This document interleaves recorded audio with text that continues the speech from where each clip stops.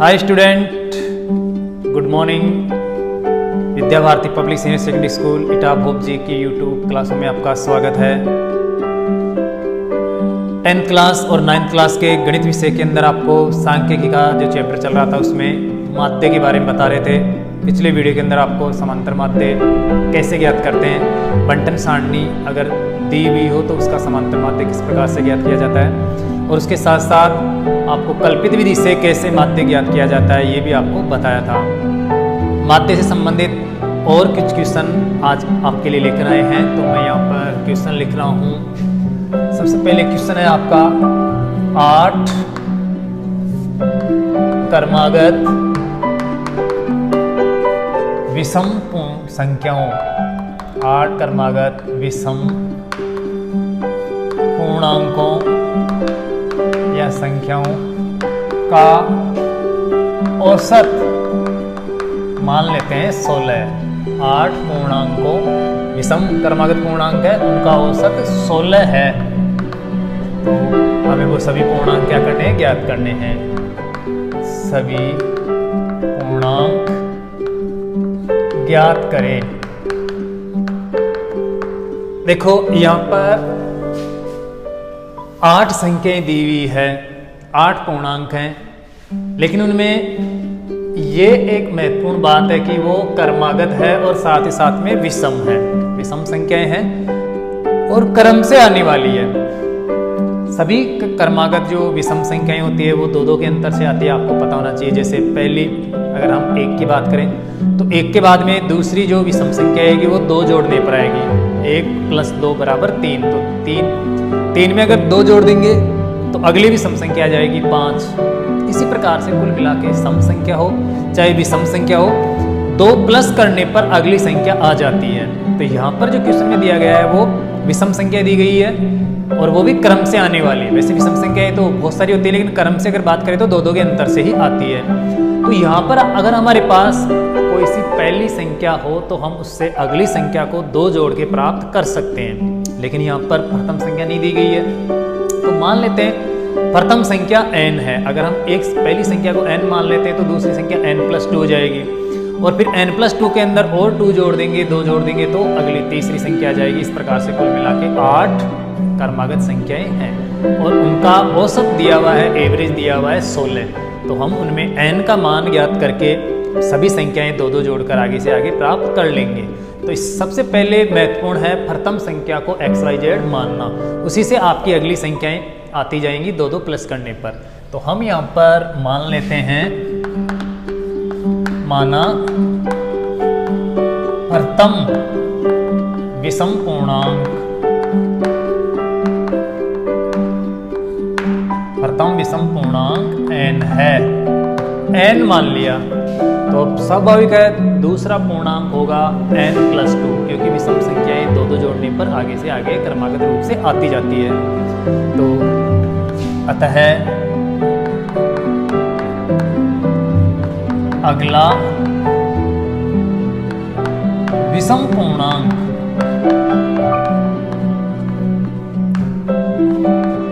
n+2 होगा। इस प्रकार से ये दूसरा पूर्णांक, ऐसे 8 पूर्णांक है।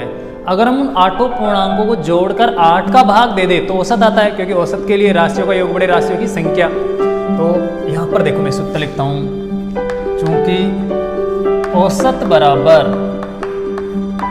बराबर होता है राशियों का योगफल बटे हुए राशियाँ, जो भी संख्याएं दी गई है उन राशियों की संख्या का भाग देते हैं, राशियों की संख्या। तो अब आपको यहाँ पर समझ में आना चाहिए कि मैंने अगला पूर्णांक लिखा है, जस्ट प्रथम पूर्णांक के बाद जस्ट अगला पूर्णांक आता है वो n+2 है।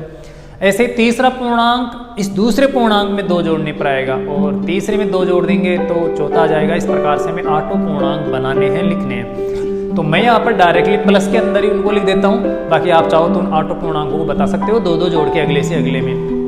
इसको एक आप समांतर श्रेणी का रूप देखकर भी प्राप्त कर सकते हो प्रथम पूर्णांक क्या है। लेकिन यहाँ पर औसत दिया हुआ है, एवरेज दिया हुआ है, योगफल या कौन सा पूर्णांक क्या है ये नहीं दिया हुआ। हालांकि है तो ये समांतर श्रेणी के अंदर, तो हम इसको सांख्यिकी के अनुसार करते हैं। यहाँ पर देखो आपका ये 16 जो माध्य दिया हुआ है वो आएगा आठों पूर्णांकों को जोड़कर हम 8 का भाग देते हैं, क्योंकि राशियों का योग करके राशियों की संख्या का भाग देंगे। 8 पूर्णांक है, इसमें देखो प्रथम पूर्णांक है n और दूसरा पूर्णांक होगा n+2, तो ये हो गया n+2। तीसरा पूर्णांक निकालने के लिए हम क्या करेंगे, इस n+2 के अंदर 2 और जोड़ देंगे, इस दूसरे में 2 जोड़ेंगे तो तीसरा आएगा, तो ये हो जाएगा n+2+2 या n+4 भी कह सकते हो, n+4, n+6, n+8 इस प्रकार से भी बताया जा सकता है। तो हम ऐसे डबल लिखेंगे, उससे अच्छा है कि 2+2 का मतलब 4 हो जाएगा, क्योंकि आपके समझ में आ गया। 2 जोड़ते जाएंगे तो अगले से अगला पूर्णांक आ जाएगा। इससे अगला पूर्णांक आएगा n+4 में 2 और जोड़ेंगे तो n+6 हो जाएगा। इसी प्रकार इसके अंदर अगर 2 और जोड़ देंगे तो उससे अगला पूर्णांक आ जाएगा। ऐसे हमें 8 पूर्णांक लिखने हैं, अर्थात 8 संख्या ही लिखनी है। तो ये हो जाएगा n+8, इसी प्रकार से n+10 और आगे n+12, 12, ऐसे कुल मिला के 8 पूर्णांक लिखने हैं। तो देखो 1, 2, 3, 4, 5, 6, 7 और एक पूर्णांक और लिख देते हैं, ये हो गया n+14। ये 8 पूर्णांक है, 1, 2, ये 3, 4, 5, 6, 7 और 8। इनको समझना जरूरी है कि ये पूर्णांक किस प्रकार से निकाले मैंने। तो आपको ये पता होना चाहिए कि विषम जो पूर्णांक होते हैं कर्मागत क्रम से आने वाले, वो 2-2 के अंतर से आते हैं, अर्थात 2-2 अगर प्लस कर दिया जाए तो आगे से आगे क्रम से आने वाले पूर्णांक जो विषम पूर्णांक है वो आते जाएंगे। हमने प्रथम विषम पूर्णांक को n माना है, पहला पूर्णांक n है तो दूसरा होगा n+2। n+2 के अंदर अगर 2 और जोड़ देंगे तो तीसरा पूर्णांक आ जाएगा n+4। n+4 के अंदर अगर 2 और जोड़ेंगे तो चौथा पूर्णांक आ जाएगा n+6। n+6 अर्थात इस पूर्णांक में 2 और जोड़ देंगे तो अगला पूर्णांक आ जाएगा पांचवा पूर्णांक n+8।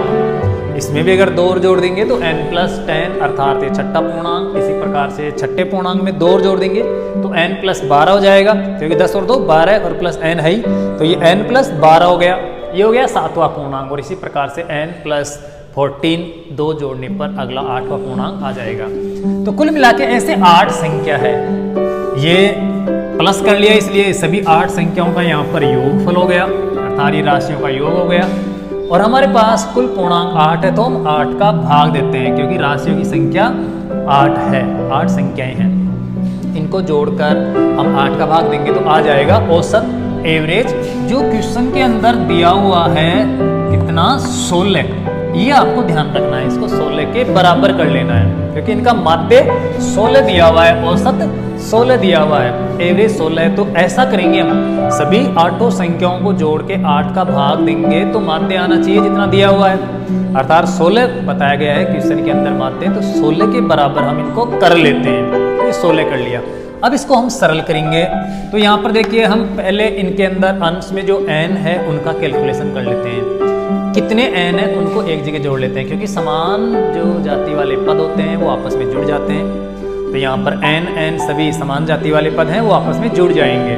तो जोड़ते हैं यहाँ पर 1n 2n 3n 4 5 6 7 और 8n हो गए। तो ये n का कैलकुलेशन तो हो गया 8n प्लस।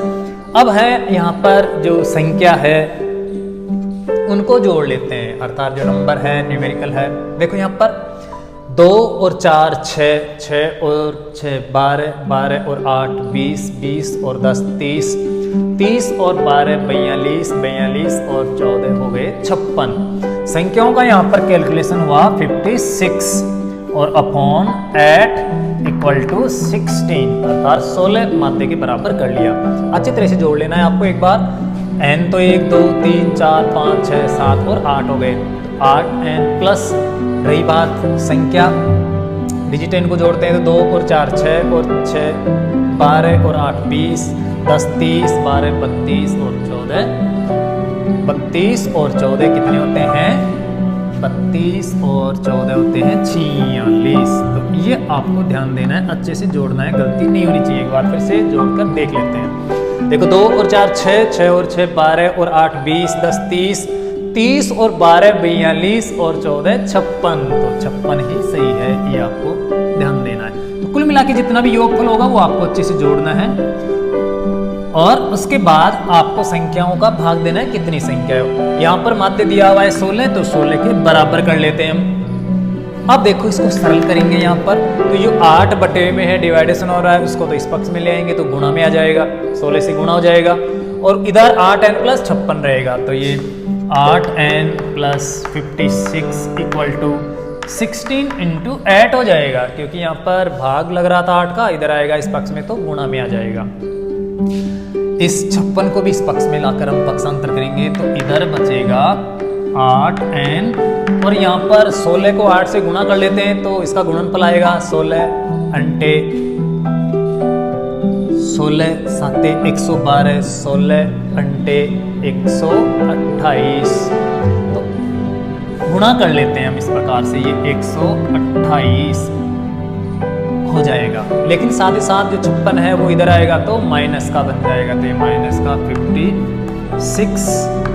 यहाँ पर देखिए दोबारा से, ये था इधर 8n बराबर, ये 56 इधर आएगा तो माइनस का बन जाएगा, जबकि 16 को 8 से गुणा करते हैं तो 8 6 के 48 का 8, 8 एकम 8 और 4 12, ये हो जाएगा 128 और 56 आएगा इस पक्ष में आके घट जाएगा, माइनस का हो जाएगा।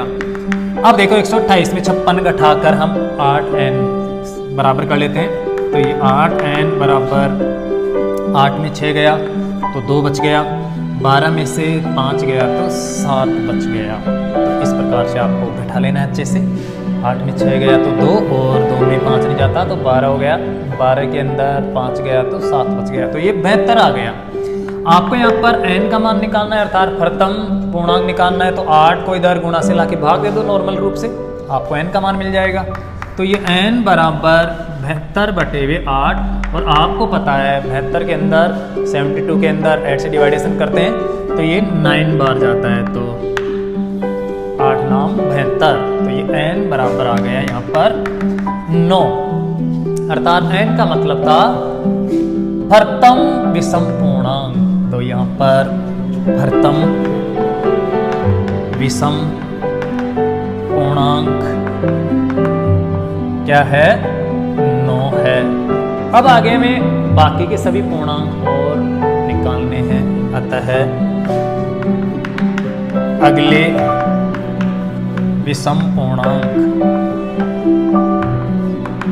क्या होंगे, 9 और 2 11 और 2 13 और 2 15 और 2 17 और 2 19 और 2 21, ऐसे 8 बताने, उनमें एक तो 9 आ गया, ये दूसरा, तीसरा, चौथा, पांचवा, छठा, सातवां और ये 8वां, ये 30, ये 23। अतः सभी 8 कर्मागत, सभी 8 कर्मागत विषम पूर्णांक 9, 11, 13, 15, 17, 19, 21 और 23 है। इस प्रकार से आपका क्वेश्चन हल हो जाएगा, आंसर आ जाएगा। तो बहुत ही इजी क्वेश्चन है। इस प्रकार से विषम कर्मागत पूर्णांक दिए हैं क्वेश्चन के अंदर, हो सकता है सम कर्मागत पूर्णांक दे दे या फिर कर्मागत पूर्णांक दे दे, तो आपको पूर्णांकों के बारे में भी ज्ञान होना जरूरी है। कर्मागत जो पूर्णांक होते हैं वो एक एक के अंतर से आते हैं, जैसे आप काउंटिंग करते हो, गिनती करते हो, वो कर्मागत पूर्णांक होते हैं, जैसे 1 2 3 4 5 6 7, ये सभी कर्मागत पूर्णांक कहलाते हैं।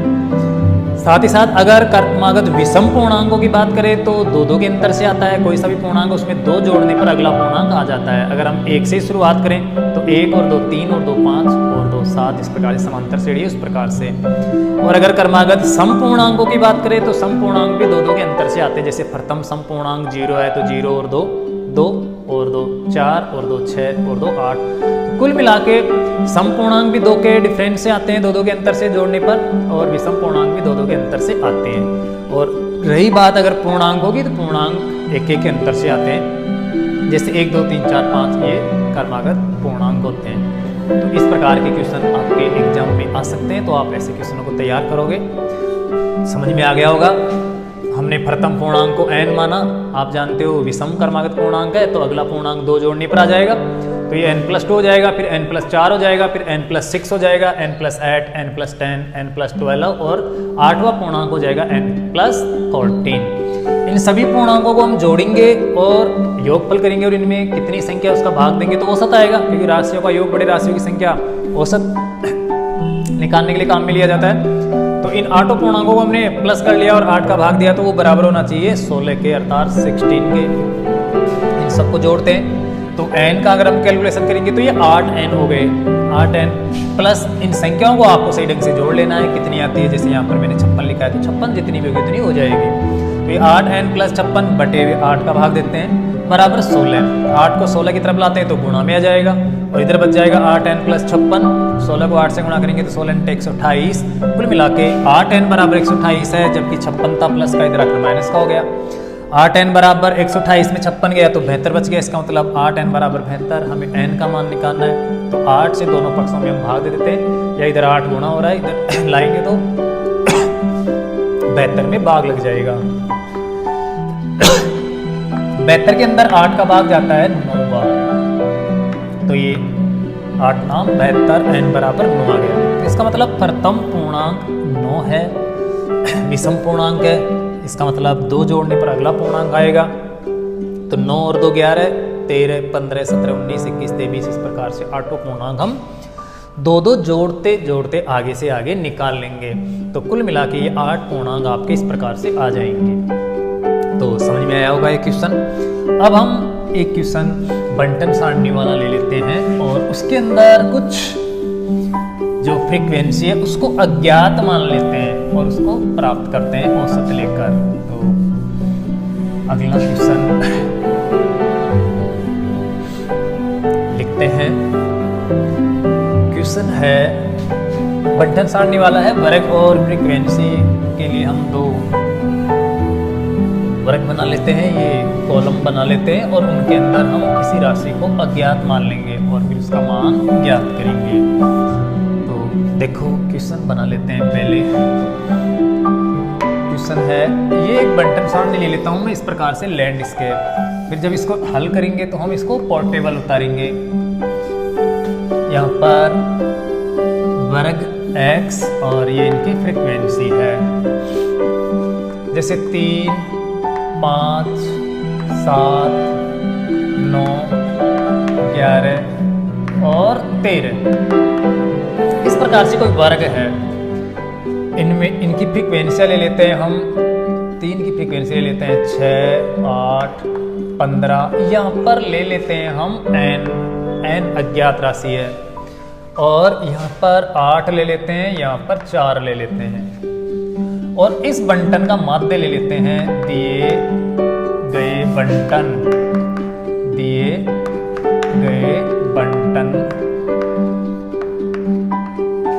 का माध्य 7.5 है, तो n का मान ज्ञात करें। हमें n का मान ज्ञात करना है। यहाँ पर देखो, अभी तक मैंने आपको पिछली वीडियो के अंदर बताया था ऐसे बंटन सारणी लेके हम सीधे ही माध्य ज्ञात करते थे। कल हमने सामान्य बंटन सारणी ली थी, उसका माध्य ज्ञात किया था कल्पित विधि से, सामान्य विधि से। उसके अंदर क्या था, सभी वर्ग दिए हुए थे और उनकी फ्रीक्वेंसी भी दी हुई थी और हमें माध्य ज्ञात करना था। लेकिन इस बंटन सारणी के अंदर क्या है, इस फ्रीक्वेंसी को अज्ञात मान लिया, उसकी जगह n दे दिया और आपसे पूछा गया कि n का मान कितना है। तो देखिए यहाँ पर इस फ्रीक्वेंसी को आपसे पूछा गया है, दिया हुआ नहीं है, तो फिर इस क्वेश्चन में क्या कर दिया, आपको माध्य दे दिया, 7.5। तो हम इस माध्य की सहायता से भी फ्रीक्वेंसी निकालेंगे, जबकि इन वर्ग और फ्रीक्वेंसियों की सहायता से हम माध्य निकाला करते हैं। राशियों का बड़े राशियों की संख्या है सिग्मा fx बटे सिग्मा f से। लेकिन यहाँ पर क्या है, ये अज्ञात चर दे दिया जिसको हमें ज्ञात करना है कि क्या मान है इसकी जगह, अर्थात n की जगह ऐसा क्या मान हो कि उसको यहाँ पर रखने से इसका माध्य 7.5 आ जाए, 7.5 आ जाए। तो हमें वो n का मान ज्ञात करना है। देखो इसको कैसे हल करेंगे, बहुत ही इजी है। पहले हम इस सारणी को ऐसे पोर्टेबल उतार लेते हैं, ऐसे खड़े उतार लेते हैं, क्योंकि ज़्यादातर बोर्ड के अंदर ये आरडी आती है, अर्थात लैंडस्केप ही आती है बंटन सारणी। यहाँ पर वर्ग दिया है 3, 5, 7, 9, 11 और 13। इनकी फ्रीक्वेंसियां दी हुई है 6, 8, 15, n, 8 और 4। आपको पता है कि अगर किसी भी बंटन सारणी का माध्य ज्ञात करना हो तो हम क्या करते हैं, बारंबारताओं को वर्ग से गुणा करते हैं, अर्थात इन फ्रीक्वेंसियों को इनसे गुणा करते हैं और फिर जोड़कर बारंबारताओं के योग का भाग देते हैं। तो यहाँ पर हम f गुणा x कर लेते हैं, अर्थात x f को और x को गुणा कर लेते हैं, क्योंकि माध्य ज्ञात करने के लिए बारंबारताओं को वर्ग से गुणा करना पड़ता है। तो यहाँ पर हम इनको गुणा करते हैं। देखो 6 तिये 18, 8 पंजे 40, 15 को 7 से गुणा करते हैं तो 15 स्थान 105। ये लिखने का आपको ध्यान रखना है कि इकाई के अंक के नीचे इकाई का अंक, दहाई के नीचे दहाई का अंक। अगर थोड़े आगे पीछे लिख दोगे तो आप फिर जोड़ने में मिस्टेक कर दोगे, तो इनको व्यवस्थित तरीके से लिखना जरूरी होता है। यहाँ पर देखो 9 को n से गुणा करेंगे तो ये 9n हो जाएगा, इससे 8 को 11 से गुणा करेंगे तो ये 11, 8, 88, 88 हो जाएगा और 13 चौके 52 हो जाएगा। अब हम क्या करेंगे, इन सभी को जोड़कर अगर इन बारंबारताओं के योग का भाग दे दे तो माध्य आता है, वो माध्य आना चाहिए 7.5 के बराबर। तो हम यहाँ पर टोटल करते हैं सिग्मा f1 x1 का। तो देखिए इस 9n को तो अलग ही रखना है क्योंकि ये विजातीय पद है, जबकि संख्याएं आपस में जुड़ जाएंगी, जबकि 9n अलग रहेगा। तो ये हम 9n तो ऐसे लिख देते हैं और प्लस लगा देते हैं ऐसे। अब हम संख्याओं का कैलकुलेशन करते हैं 9n को छोड़कर, इसके अलावा, क्योंकि 9n तो अलग यहाँ पर लिख दिया हमने।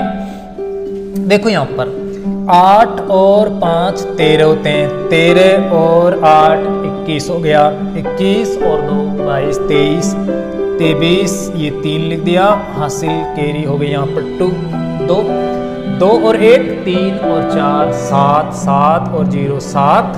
इसको नहीं जोड़ना है, ध्यान रखना है। 7 और 8 15 15 और 5 20 20 का ये 0 हो गया, 0 हो गया, हासिल की 2। अब तीसरे अंक को जोड़ेंगे 2 और 1 3, तो ये 303 हो गया सिग्मा एपेक्स। अब हम इन बारंबारताओं को भी जोड़ते हैं क्योंकि इनका भाग देते हैं, फ्रीक्वेंसियों का हमेशा भाग लगता है। तो यहाँ पर सिग्मा f1 करते हैं, यहाँ पर जोड़ते हैं। देखो यहाँ पर भी n विजातीय पद है, इस n को अलग रखेंगे हम। तो यहाँ पर ये n तो लिख देते हैं, प्लस बाकी जो संख्याएं हैं उन संख्याओं का कैलकुलेशन कर लेते हैं। 6 और 8 14, 14 और 15 29, n को नहीं जोड़ना है, n को दूर रखना है। 29 और 8 37, 37 और 4 41 हो गया 41। ये इस प्रकार से आपको सही ढंग से जोड़ना है, इनमें कोई मिस्टेक नहीं होनी चाहिए। एक बार फिर से जोड़ सकते हो, 8 और 6 14 और 15 29, 29 और 8 37 और 4 41, प्लस साथ में है n, तो इस n को अलग रखना है। इधर इनका भी टोटल सही ढंग से करना है। अब देखो आप माध्य निकालने के लिए क्या करते हो, सिग्मा fx बटे वे सिग्मा f करते हो, अर्थात इसके अंदर आप इन बारंबारताओं के योग का भाग देते हो तो माध्य आता है। लेकिन यहाँ पर n अचर राशि है, ये चर राशि है जिसका मान नहीं दिया हुआ, तो हम बराबर में ये जो 7.5 है 7.5, इसकी सहायता लेकर यहाँ पर n का मान ज्ञात कर लेंगे। देखो माध्य बराबर प्रकार x बराबर होता है सिग्मा f1 x1 बटे वे सिग्मा f1। ऐसा करने से माध्य प्राप्त होता है।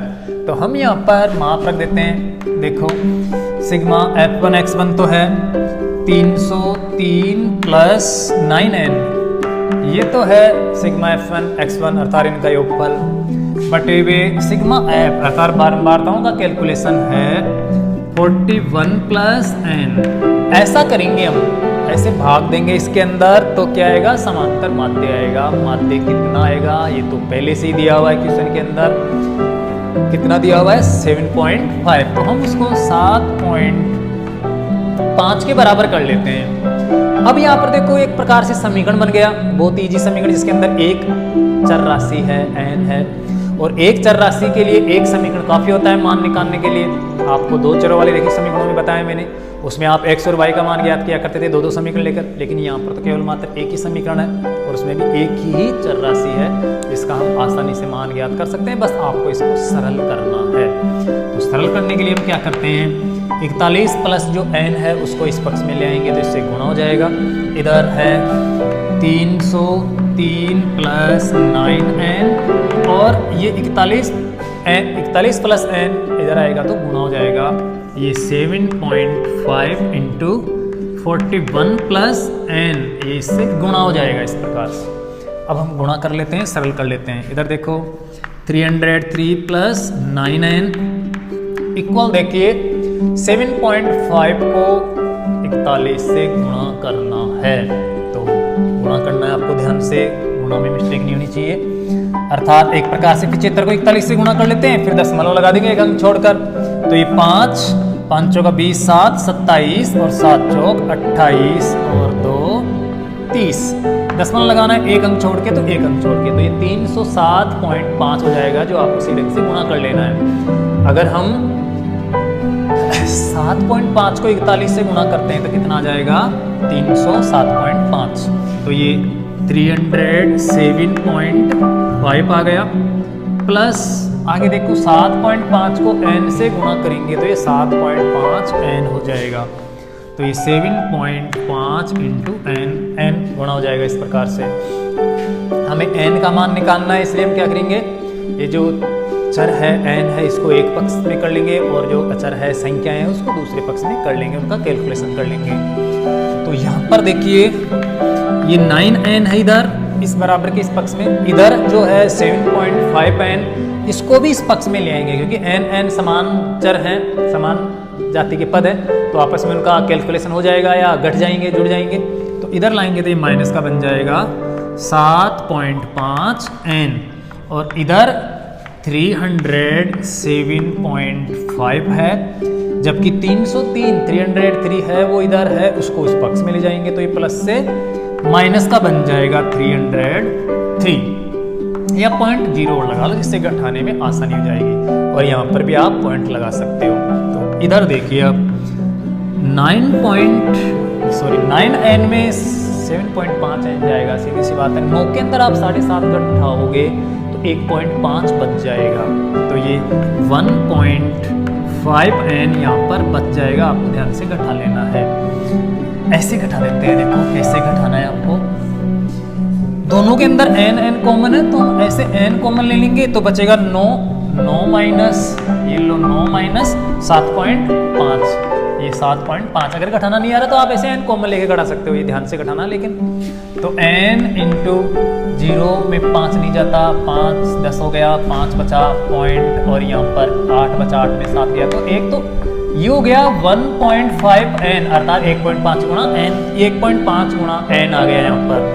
इधर देखते हैं हम घटाते हैं तो 5 में 0 गया, ये 5, ये 10 7 में 3 गया, ये 4, 0 में 0 गया, कुछ नहीं बचा, 3 में 3 गया, कुछ नहीं बचा, तो ये 4.5 आ गया। हमें n का मान निकालना है तो ये 1.5 है, इधर गुणा हो रहा है तो इधर ले जाएंगे, भाग लग जाएगा, या अगर आप दोनों पक्षों में दशमलव समान है उसको उठा भी सकते हो या आप ऐसे कर लो। इधर देखिए n बराबर यहाँ पर 4.5 है और अपॉन 1.5 जो गुणा है इंटू है, इधर आके भाग लग जाएगा, बटे में आ जाएगा 1.5। दोनों के अंदर दशमलव के बाद में समान अंक है तो उन दशमलव को छोड़ सकते हैं, या आप ऊपर वाली संख्या का दशमलव उठाओगे तो 45 हो जाएगा, नीचे 10 आ जाएगा। नीचे वाली संख्या का दशमलव उठाओगे तो 15 हो जाएगा, ऊपर 10 चला जाएगा, 10 से 10 कट जाएगा, इसका मतलब 45 बटे हुए 15 है। 15 में 45 में 15 का भाग देते हैं तो कितनी बार जाता है, 3 बार। तो ये n बराबर आ गया 15 3 45। तो यहाँ पर जो अज्ञात राशि थी n, उसका मान कितना आ गया, 3 आ गया। अतः n बराबर यहाँ पर 3 है और ये आपका आंसर हो जाएगा। तो इस प्रकार से ये जो अज्ञात बारंबारता है, अज्ञात फ्रीक्वेंसी है, इसको हम ज्ञात कर सकते हैं। अब अगर आप चाहो तो इसको अच्छे से समझने के लिए इस n की जगह आप 3 लिख लो 3 रखकर यहाँ पर 3 रख के इस बंटन सारणी का आप माध्य ज्ञात करो। किस प्रकार से माध्य ज्ञात करते हैं आपको पिछली वीडियो के अंदर मैंने बताया था। तो आप वैसे माध्य ज्ञात करोगे तो आपको इसका माध्य 7.5 वापस प्राप्त हो जाएगा। इसका मतलब ये n का मान जो 3 निकाला है वो सही है। तो आप ऐसे जांच कर सकते हो जिसको आपको अच्छी तरह से समझ में आ जाएगा कि इस n की जगह कितना मान हो कि माध्य 7.5 आ जाए। तो यहाँ पर बहुत ही आसान है इस क्वेश्चन को हल करना। एक बार आपको फिर से बता रहा हूँ मैं कि यहाँ पर बंटन सारणी दी हुई थी 3, 5, 7, 9, 11, 13, ये कुछ भी हो सकता है, वर्ग किसी प्रकार का भी हो सकता है। ऐसे नहीं कि बढ़ता हुआ क्रम भी हो, किस प्रकार का भी हो सकता है। लेकिन ज़्यादातर सांख्यिकी के अंदर ऐसे मान बढ़ते हुए क्रम में या घटते हुए क्रम में आते हैं। बाकी वैसे कुछ भी हो सकते हैं। इनकी फ्रीक्वेंसियाँ दी है, 3 की फ्रीक्वेंसी है 6, 5 की फ्रीक्वेंसी 8 है, 7 की फ्रीक्वेंसी 15 है, 9 की फ्रीक्वेंसी यहाँ पर अज्ञात कर दी, बताया नहीं। जो हमें ज्ञात करना है उसको n दे दिया कि n का मान आप ज्ञात करो।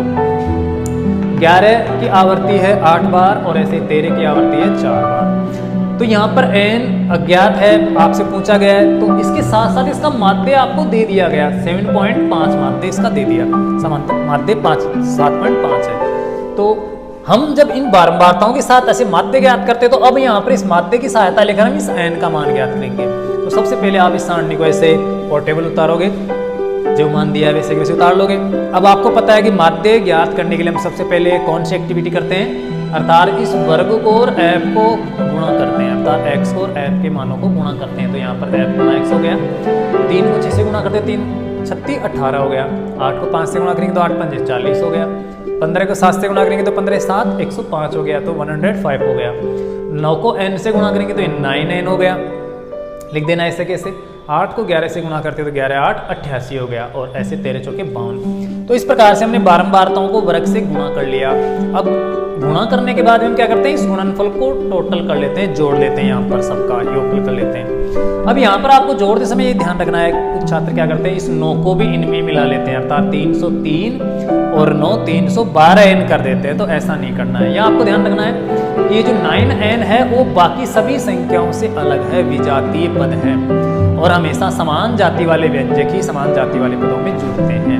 और समान जाति वाले पद वो होते हैं जिनमें चर की घात भी समान होती है और चर भी सेम होता है, समान होता है। जैसे n स्क्वायर समान जाति के पद हैं, या n ही समान जाति के पद हैं, या फिर 5n 2n ये समान जाति के पद हैं। संख्या तो चाहे कितनी गुणा में हो, कैसी हो, लेकिन चर है वो समान होना चाहिए, घात के अंदर भी वो समान जाति के पद हैं। तो यहाँ पर ये n है इनमें जबकि n नहीं है, तो इसका मतलब वो और ये अलग जाति के पद हैं।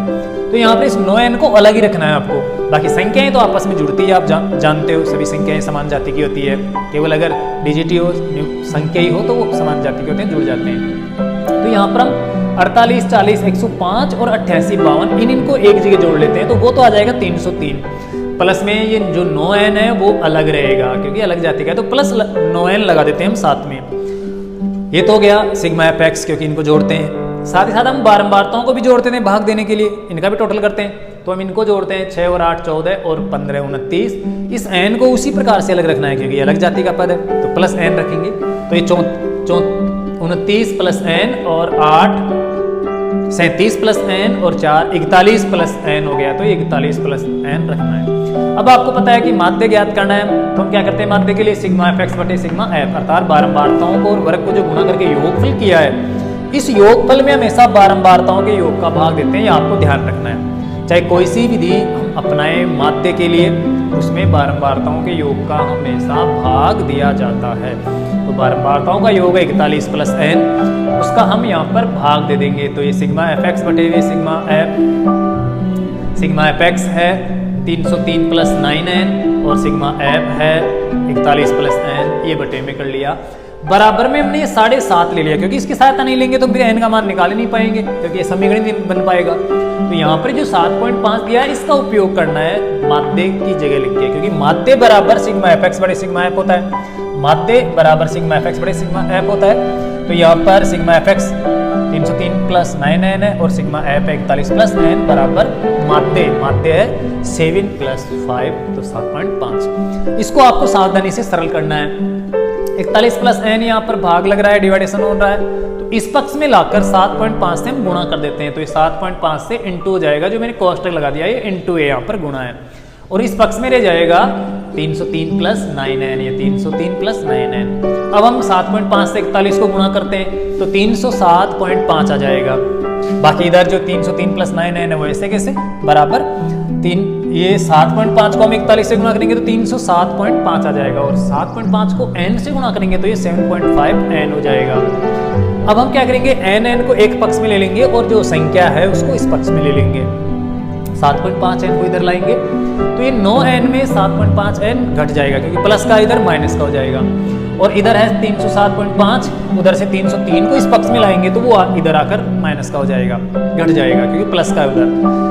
9n में 7.5n जाएगा तो 1.5n बच जाएगा, अर्थात 1.5n बच जाएगा। आप किसी प्रकार से घटा सकते हो, या n ऐसे कॉमन ले लो तो 9 में से 7.5 घटाओगे तो आपको 1.5 मिल जाएगा, तो ये 1.5n है।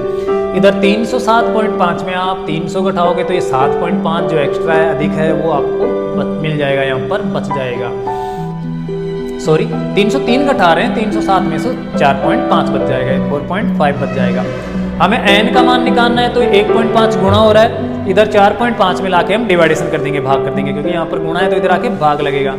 तो n बराबर हो जाएगा 4.5 बटे 1.5, दोनों में दशमलव समान है, तो कुल मिला के ये 45 बटे 15 है। और 45 में 15 का हम भाग देते हैं तो 15 × 45 अर्थात 3 बार जाता है, तो ये n बराबर 3 आ गया।